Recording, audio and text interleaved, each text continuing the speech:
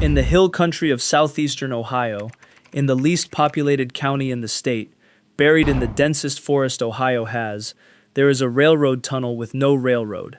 It punches through a wooded ridge above Raccoon Creek, brick-arched, dripping, roughly 200 feet of darkness with the name of a town painted above its portal, Moonville. The tunnel is the only structure that town has left. The depot is gone, the schoolhouse is gone, the saloon is gone, the mines are gone, the last family walked out in 1947, the last buildings fell by the 1960s, and the railroad itself was torn out in 1988. The rails pulled up and hauled away like the final witnesses leaving a trial. What remains is a hole through a hill, a cemetery on a ridge, some foundation stones under the leaves, and a body count, at least 26 people, by the tallies that have been assembled, struck and killed by trains along this short stretch of track and inside this narrow tunnel over the decades the line ran. And one thing more remains. If you believe the engineers of the Baltimore and Ohio Railroad, who according to the accounts were slamming their freight trains into emergency stops at this spot so often, for a figure swinging a lantern in the dark of the bore, that the railroad reportedly installed a signal at Moonville in 1981 to settle their nerves, a signal protecting a town that had at that point been empty for 34 years. This is the story of Moonville, the tunnel left standing after its town disappeared, and of why so many people died in that darkness that the ghost stories practically wrote themselves. To understand it, you have to go back to 1856 and a piece of business logic. Marietta and Cincinnati Railroad was surveying a route across the wild ridges of Vinton County, and a landowner named Samuel Coe made the company an offer of beautiful simplicity. He would give the railroad passage across his land for free, provided the line actually crossed his land, because Coe's hills were full of coal and clay and worthless without a way to ship them. The railroad accepted, partly for the free right-of-way, and partly because Coe's route genuinely shortened the distance to Cincinnati, and crews blasted and bricked a tunnel through a hillside on the neighboring Ferguson property, and along the new line, in a hollow by Raccoon Creek, a settlement condensed the way settlements did around 19th century industry. A depot, a store, a schoolhouse, a saloon, scattered cabins tucked into the hollows, families named Shirkey and Kennard and Ferguson, miners and railroaders and farmers. Even the town's name comes with two competing stories, which is very Moonville. One says it honored a Mr. Moon who kept the store. The other says it described the way the full moon rose brilliant above the tunnel on certain nights, and the record is content to let both be true. At its peak in the 1870s, the town held perhaps 100 people, digging coal that fed the iron furnaces of the Hanging Rock region, including Hope Furnace a few miles off, whose stone stack still stands. 100 people, a tunnel, and a railroad.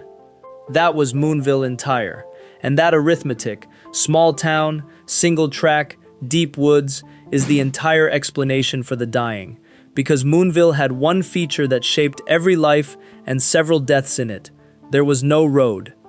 The town was walled in by forest and ridge, and the railroad was not merely the economy, it was the sidewalk, the highway, the only level path through the hills, and so everyone, miners heading to their shifts, children heading to school in the next settlement, men walking home from the saloon at Mineral, walked the tracks, and walking the tracks meant walking the trestles over Raccoon Creek, where there was nowhere to jump, and walking the tunnel, 200 feet of black masonry exactly wide enough for a train.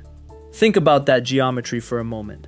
A pedestrian enters the bore, a freight rounds the curve, the whistle screams, the brakes lock, and physics conducts the rest of the interview. It happened over and over, decade after decade, at least 26 times by the counts that survive, and probably more, because rural record-keeping missed people then, the way the trains did not. The line grew busier after the Baltimore and Ohio absorbed it in 1883, which meant more coal, more wages, and more traffic through the one dark passage everybody had to share. The ghost stories of Moonville, and it has a full roster of them, are unusual among American hauntings in that nearly everyone is anchored to a documented way of dying on this railroad. The most famous is the brakeman, in the standard telling a young railroad man who drank too long at cards one night in the 1880s and started home along the rails, through the tunnel, where the train found him, his lantern, the stories say, still swings in the dark of the bore, and it was reports of exactly this figure, a light waving in the tunnel, that kept putting B&O freights into emergency braking a century later. There is the engineer, tied to Theodore Lawhead of the Marietta and Cincinnati, killed in the 1880s when his train met another head-on, a collision entirely characteristic of single-track railroading in the timetable era. There is the Lavender Lady, associated with a woman named Mary Shea, killed on the tracks near the tunnel's far end, whose presence is said to announce itself with the smell of lavender. And there is the bully, Baldy Keaton, a Moonville man who liked to fight when he drank, was thrown out of the saloon one night and was found dead on the tracks afterward, a death the town quietly filed under accident while believing otherwise. Strip the folklore away and look at what's underneath. A pedestrian death, a collision death, a pedestrian death, a possible murder staged as a pedestrian death. The ghosts of Moonville are not inventions. They are the accident reports, retold by people who had no other way to keep saying the names. The town, meanwhile, was dying its ordinary economic death. The coal seams thinned and the mines began closing in the early 1900s, and Moonville, which existed only because of the coal, began emptying the way a room empties when the reason for the meeting ends. The post office closed, the school closed, the families drifted to towns with roads.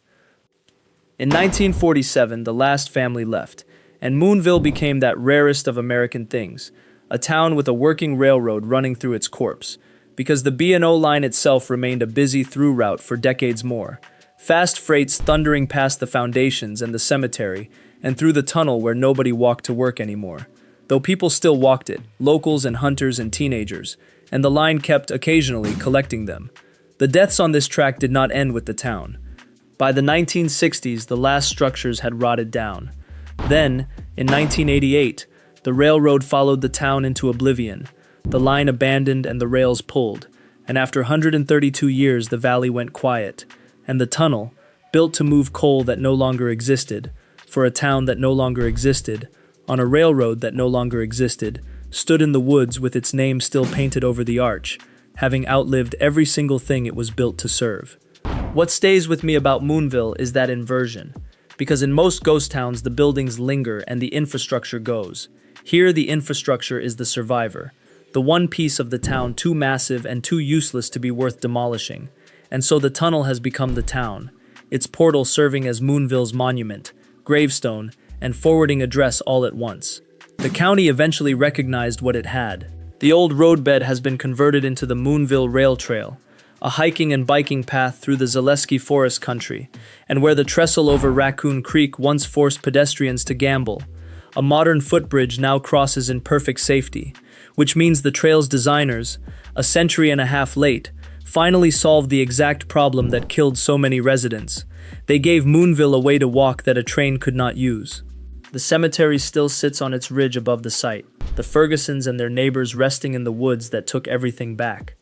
Paranormal investigators come with their equipment, and hikers come with their dogs, and every October the tunnel fills with flashlight beams, and faces are forever being found afterward in the photographs, in the way that dark, dripping, brick-lined holes reliably provide.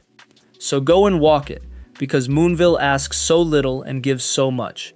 It is about an hour and a half southeast of Columbus, near Lake Hope State Park, and the approach is a gravel path of roughly a mile through genuinely deep forest.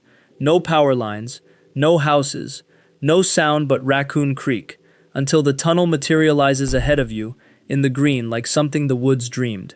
Stand at the portal and read the name over the arch. Walk through slowly, and notice what the residents knew in their bodies, how the walls hold the cold, how sound behaves strangely, how long 200 feet becomes when you cannot see the far end clearly.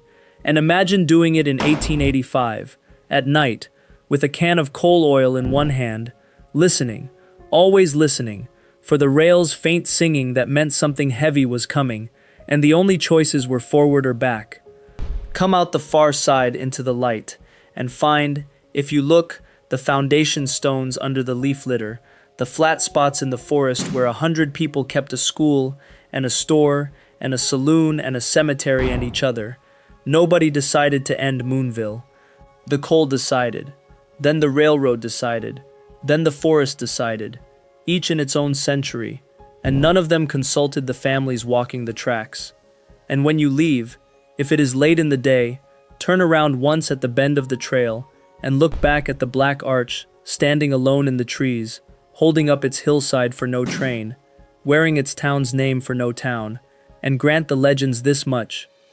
Whether or not a lantern still swings in there, the tunnel is genuinely haunted, in the only sense that survives scrutiny, by the whole vanished settlement it outlasted, 100 lives and at least 26 deaths compressed into the one structure too stubborn to fall, keeping the name Moonville legible in the middle of the woods, so that strangers, arriving a century too late, still walk up the old right-of-way and say it out loud.